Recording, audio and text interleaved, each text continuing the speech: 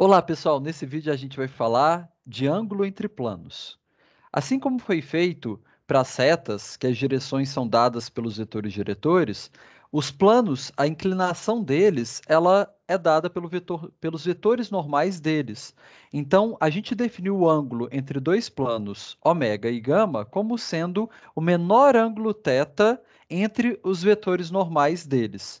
A questão é, como a gente tem aquele problema do sentido, né, que a gente pode pegar tanto para baixo quanto para cima, a gente sempre pega esse ângulo como sendo entre 0 e π sobre 2. Então, vamos olhar as posições relativas aí entre planos e ver cada caso.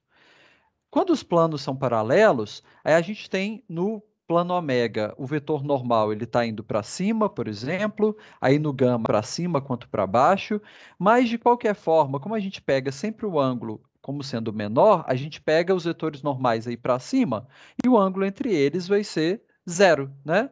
Então, nesse caso, o θ é zero. A mesma coisa, quando os planos são coincidentes, que é o caso ao lado, né? Pode pegar o mesmo vetor normal para ambos, né? Enfim, a gente consegue um ângulo zero também. O caso que complica um pouco é quando a gente tem planos concorrentes. Quando dois planos eles concorrem, a interseção deles dá uma reta. E aí a gente tem esse desenho como se fosse um livro, né, representando os dois planos se interceptando e a lombada aí como sendo a interseção que é a reta. Então vamos analisar esse ângulo. Vamos chamar esse ângulo de θ, igual está aí em cima. E a gente tem que analisar, olha, olhando para esse quadrilátero que foi formado aqui, tem esses vetores normais que fazem ângulo de 90 graus, então aqui também é 90, aqui é 90. Então a gente tem esse quadrilátero aqui formado, e analisando os ângulos aqui, a gente tem que esse ângulo aqui, ele é π menos θ. Agora, olhando para os vetores normais, olhando que eles são OPV aqui, o ângulo formado pelos vetores normais, está dando π menos θ. Então, só fazendo o desenho ao lado, a gente tem a normal do ômega, a gente tem, colocando eles com a mesma origem. Eu não vou respeitar as proporções, tá? Só para a gente ter uma ideia do que está acontecendo. Aqui a gente tem um ângulo que é π menos θ entre eles. A gente sempre vai escolher o cara que está para o outro lado, de forma que o ângulo seja agudo. Então, vou pegar o menos n gama aqui e a gente sabe que esse ângulo aqui vai ser θ. Então, o ângulo entre esses planos é θ e a gente consegue analisá-lo através do ângulo formado pelos vetores normais, desde que a gente sempre escolha representantes de vetores normais que formem ângulos agudos. Então, analogamente ao que foi feito para o caso de ângulos entre retas, a fórmula do ângulo θ entre dois planos será dada pelo arco cosseno do módulo do produto escalar entre os vetores normais deles, dividido pelo produto de suas normas. Então, utilizando essa fórmula, vamos resolver os seguintes exemplos. Nesse primeiro caso, o plano gama possui vetor normal 1, 2, 3. Lembrando que são os coeficientes das incógnitas x, y e z da equação cartesiana. E o vetor normal ao plano ômega, 2, 1 mais 0z. Então, vai ser 2, 1 e 0. A gente pode observar que esses dois vetores normais não são paralelos. Não existe, por exemplo, um número real, tal que multiplicado pela terceira entrada do N ômega de a terceira entrada do N gama.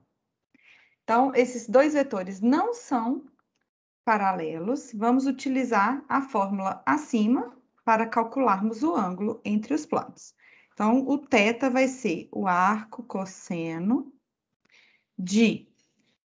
do módulo de N gama escalar N ômega. Então, resolvendo o produto escalar, vai ser 2 mais 2 mais 0, dividido pela norma de N gama, vai ser raiz quadrada de 1 mais 4 mais 9, vezes a raiz quadrada de 4 mais 1 mais 0.